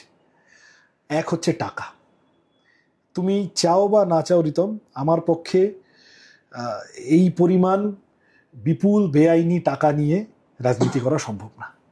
এটা আমাদের আদর্শের পরিপন্থী, আমাদের রাজনৈতিক বোঝাপড়ার পরিপন্থী। আমাকে অন্যভাবে মানুষের কাছে পৌঁছে তাদের উইন করার চেষ্টা করতে হবে। কিন্তু এটা তো ঠিক, যে পরিমাণ টাকা ঢুকেছে, আমি একটু আগে তোমায় বলছিলাম, পুলিশ প্রশাসন, এই যে বিভিন্ন ধরনের গুন্ডা বদমাশ, এই সব নিয়ে যেভাবে টাকার একটা প্যারালাল করাপশন ইকোনমি তৈরি হয়েছে পশ্চিমবঙ্গে তৃণমূলের হাতে, এবং বিজেপিও প্রচুর টাকা, কাঁচা টাকা যেভাবে ঢোকায়, এটা অবশ্যই একটা অবস্ট্যাকল। দ্বিতীয়ত, বিজেপি ঢুকে যাওয়াটা পশ্চিমবঙ্গের রাজনীতিতে একটা গন্ডগোল করে দিয়েছে। কিরকম গন্ডগোল আমি তোমায় বলি। ধরো সিপিএম যখন ক্ষমতা থেকে চলে যাচ্ছে, এই সিঙ্গুর, নন্দীগ্রাম ইত্যাদি, তখনও সিপিএম সম্পর্কে তো প্রচুর মানুষ সমালোচনা করতেন, বেশিরভাগ মানুষ চাইলেন, তাই তো সিপিএম গেল। তখন তুমি মনে করে দেখো, সিপিএম সম্পর্কে সমালোচনার বিষয় জমি কেড়ে নিচ্ছে, সিপিএম ইংরেজি তুলে দিয়েছিল, সিপিএম কম্পিউটার ঢুকতে দেয়নি, সিপিএম এর এলসিএসদের একটু দাদাগিরি বেড়ে গেছিল, এই সব অভিযোগ ছিল। আচ্ছা, সিপিএম পাকিস্তানিদের পার্টি, এই কথাটা বলে সেই সময় সিপিএমকে কেউ সরকার থেকে সরিয়েছিল? এই কথাটা তখন তুমি শুনতে? না। বা সিপিএম খালি মুসলমানদের তোষণ করে চলে, এইসব শুনতে না। তার মানে এই যে পশ্চিমবঙ্গের রাজনীতির বিষয় ছিল কৃষি ভালো না শিল্প ভালো, স্কুল কলেজ হাসপাতালের চেহারা কি, চাকরির চেহারা কি, মজুরির চেহারা কি, কৃষক তার ফসলের দাম পাচ্ছে কিনা, এইগুলো থেকে সরে এসে পশ্চিমবঙ্গের রাজনীতির বিষয় হয়ে গেল অমুক জায়গায় মন্দিরের চূড়াটা তমুক মন্দিরের থেকে বড় কিনা, আচ্ছা ওখানে গরুর মাংস খাচ্ছে কিনা, তমুক জায়গায় বাইরে থেকে লোক ঢুকছে কিনা, তমুক জায়গায় হচ্ছে কে কি পড়েছে, কে কি খাচ্ছে। এই যে বিজেপি ঢুকে বাংলার রাজনীতির, এবং এটা তৃণমূল থেকে যাওয়ার একটা বড় কারণ। অনেকে তো জিজ্ঞাসা করেন তৃণমূল থেকে যাচ্ছে কি করে ক্ষমতা, এত ভোট পাচ্ছে কি করে। অধিকাংশ মানুষ তৃণমূলকে অপছন্দ করেন, তবুও তৃণমূল থেকে যাচ্ছে তার কারণ, তৃণমূল যে অপরাধগুলো বাংলার মানুষের সাথে করছে সেগুলো রুজি রুটির অপরাধ। তৃণমূল চাকরি দিচ্ছে না, তৃণমূল সরকারি স্কুলগুলোকে লাটে তুলে দিচ্ছে, তৃণমূল হাসপাতালগুলোকে লাটে তুলে দিচ্ছে, তৃণমূল সর্বত্র তোলাবাজি করছে। কিন্তু বিজেপি মাঝখানে চলে এসেছে এমন সব ইস্যু নিয়ে যেগুলো মানুষের প্রত্যেক দিনের জীবনের ইস্যু না। বিজেপি চলে এসেছে হিন্দু মুসলমান করতে, বিজেপি চলে এসেছে বাঙালি অবাঙালি করতে। ওইগুলো যেই মুহূর্তে রাজনীতির ইস্যু হয়ে যাচ্ছে, তৃণমূলের অপরাধগুলো লঘু হয়ে যাচ্ছে। সুতরাং বিজেপি নিজেরা তো কোনোদিন জিততে পারে না। মুসলমান ছেড়ে দেয়, একটা বড় অংশের বাঙালি হিন্দু বিজেপিকে ভোট দেবেন না। বিজেপি বাংলার সংস্কৃতির সাথে ন্যূনতম সম্পর্ক নেই। বিজেপি আমাদের বাংলার ইতিহাসের বিরোধী একটা পার্টি, বাংলার মানুষের বিরোধী, বাংলা ভাষীদের বিরোধী, এবং বাংলা ভাষী কেন, বাংলায় বসবাসকারী যে কোনো ভাষাভাষীর মানুষের বিরোধী দল হচ্ছে বিজেপি। এখন যতই হচ্ছে যে জোর করে শ্রমিক ভট্টাচার্যকে এনে মাথার পিছনে মা কালীর ছবি লাগা, আসলে সবাই বোঝে বিজেপি বাংলা বিরোধী একটা দল। সুতরাং বিজেপি নিজেরা কোনোদিন জিতবে না। প্রবলেমটা হচ্ছে এই যে কিছু লোকের মাথায় এই বড়ি ঢুকেছে যে বিজেপিকে দিয়ে তৃণমূলকে তাড়াবো। বিজেপি ভোট পাবো করলেই বিজেপি কিছু ভোট পাবে, আর একটা অনেক বড় অংশের মানুষ যারা তৃণমূল সম্পর্কে তিতিবিরক্ত, তারাও থাক বাবা বিজেপিটা যেন না আসে, এই ভেবে চাঁদ সদাগরের বাহাতে মনসা পুজো করার মতো করে তৃণমূলকে ভোট দিয়ে চলে আসবেন। চুরি করছে, ডাকাতি করছে, ঠিক আছে, ঘুষ দিতে হচ্ছে, দাঙ্গা তো করবে না, থাক বাবা। তৃণমূলকে হারাতে চাইলে বিজেপিকে জিরো করে দেওয়া, সোশ্যালি বিজেপিকে শূন্য করে দেওয়াটা জরুরি, বিজেপির সামাজিক প্রভাবটাকে শূন্য করে দেওয়াটা জরুরি। তাহলে তৃণমূলকে হারানোর জন্য যে ইস্যুগুলো সামনে আনা প্রয়োজন সেটা খুব সহজে আনা যাবে এবং তৃণমূলকে পরাস্তও করা যাবে। আর তুমি যেটা প্রথম কথা বললে আমাকে, আমি উল্টো প্রশ্নটা করি অনেক সময় যে ঠিকই তো আমরা একটু ভোট কম পাচ্ছি। আমাকে তুমি বলো তো, যে যারা এত এত ভোট পায় তারা আমাদের মতো করে ব্রিগেড ভরাতে পারে না কেন? কেন ভরায় তো? কি করে ভরায়? ওই মাঝে গত বছরে যে মঞ্চটা করেছিল 21শে জুলাই তো দেখি ভরে তো। ধর্মতলা আর ব্রিগেড এক হলো কেন? আর সেই 21শে জুলাইতেও যারা আসছেন তারা 21শে জুলাই সম্পর্কে জেনে আসছেন, কতজন আনন্দ করতে আসছেন, কতজন ফুর্তি করতে আসছেন, কতজন অন্য 5টা জায়গা দেখতে যাচ্ছেন, এগুলো তো তোমরা একটু যাও না, ক্যামেরা নিয়ে যাও, নিজেরা বুঝবে। আমি কাউকে, যে মানুষ রাজনৈতিক দলের সমাবেশে যায়, যে দলেরই যাক না কেন, আমি তাকে ছোট করার আমার উদ্দেশ্য নয়। কিন্তু কথা হচ্ছে দ্য মোস্ট কর্মীরা এত রকম হার্ডশিপের মধ্যে, এত রকম জরিমানা, ফলস কেস, খুন, জখম, এসবের মধ্যেও যেভাবে আমাদের পার্টি টিকে আছে, alive and kicking. Trinamool Congress যেদিন ক্ষমতায় থাকবে না, 3 দিনের দিন দেখবে ও পার্টির হয়ে গেছে, মানে মোটামুটি ঘট ভাসিয়ে দেওয়া হয়েছে, পার্টি ভেঙে চুরে একসা হয়ে গেছে, পার্টি খুঁজে পাওয়া যাবে না যেদিন তৃণমূল ক্ষমতায় থাকবে না। সুতরাং সিপিআইএম আছে, সব দলের একটা ফেজ যায় ওপর নিচ, একটা ফেজ গেছে, আমরা ভোট পাচ্ছি না। আমার ধারণা 26 থেকেই উত্থানটা আবার শুরু হবে। একদম আমরা শেষের দিকে এসেছি। 5টা পয়েন্ট যেটা তুমি বলবে যেটা 26-এ সিপিএম যদি আসে চেঞ্জ করবে। পয়েন্টস তো অনেক আছে, আমি টপ 5টা পয়েন্ট আমি ধরলাম যে সিপিএম এর মাধ্যমে ওটা চেঞ্জ হতে পারে, যেটা তুমি আমরা কি কি করবো বেসিক্যালি, তাই তো, যদি 26-এ আমরা দায়িত্বে আসি। 1 নম্বর হচ্ছে আমরা কৃষিতে একটা সারপ্লাস স্টেট ছিলাম। আমরা কৃষিতে নিজেদের জন্য যা উৎপাদন করার তা তো করতাম বটেই, অন্যান্য জায়গায় রপ্তানি করেও আমরা আমাদের অর্থনীতি সচল থাকতাম। তৃণমূল আসার পর পশ্চিমবঙ্গে কৃষক আত্মহত্যা বেড়েছে, ফোড়েদের দাপট বেড়েছে, কৃষক বাজারগুলো, কিষাণ মান্ডিগুলো বিপুলভাবে অকেজো হয়ে গেছে, মানুষ তার প্রয়োজনের দামটা পায় না ফসলের। সুতরাং কৃষিকে আবার এক জায়গায় আনা আমাদের কাজ, মানে স্টিয়ারিং ঘুরিয়ে আবার অগ্রগতির রাস্তায় নিয়ে যাওয়া। এটা ছাড়া রুরাল বেঙ্গল, গ্রাম বাংলার উন্নয়ন ছাড়া বাংলার উন্নয়ন সম্ভব নয়। দ্বিতীয়ত হচ্ছে যে আমাদের রাজ্যে বিভিন্ন রকম কাজের সুযোগ তৈরি করা। আমাদের রাজ্য থেকে তৃণমূল আমলে বিপুল পরিমাণ ছেলে মেয়ে বাইরের রাজ্যে কাজ করতে গেছে। ছেলেরা বেশি, মেয়েরা কম। এই এত কন্যাশ্রী ইত্যাদি বিজ্ঞাপন, কিন্তু তথ্য বলছে আমাদের রাজ্য নাবালিকা বিবাহে গোটা দেশের মধ্যে শীর্ষে। সুতরাং এই যে ড্রপ আউট হয়ে যাচ্ছে বিপুল, বাইরের রাজ্যে কাজ করতে চলে যাচ্ছে, মারধর খাচ্ছে, অপমানিত হচ্ছে, আমাদের রাজ্যে কিভাবে কাজের সুযোগ তৈরি করা যায়। কৃষির উন্নয়নের সাথে সাথে গ্রাম বাংলায় কত রকম কাজের জায়গা তৈরি করা যায় আমরা দেখব। এবং শহরগুলোতে তো অবশ্যই এই যে একেবারে অবিন্যস্ত গোটাটা করাপশনের হাতে ছেড়ে দেওয়া হয়েছে, এটাকে একটা জায়গায় সিস্টেমিক করার আমরা আনার চেষ্টা করব। 3 নম্বর পয়েন্ট আমি বলবো যে ইনফ্রাস্ট্রাকচারের উন্নয়ন ব্যাপকভাবে।